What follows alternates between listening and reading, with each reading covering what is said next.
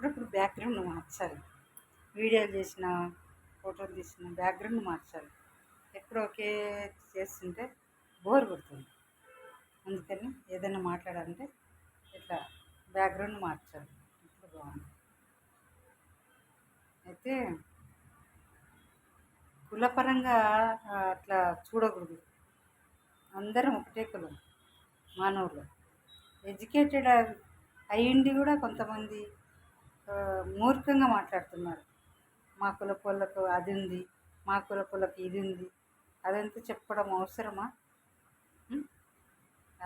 Educated వాళ్ళు అట్లా చెప్పుకుంటే మూర్ఖులు అనుకుంటారు. ఇంకా అంతే. సొసైటీలో కులాన్ని ప్రస్తావనే తీయకూడదు అసలు.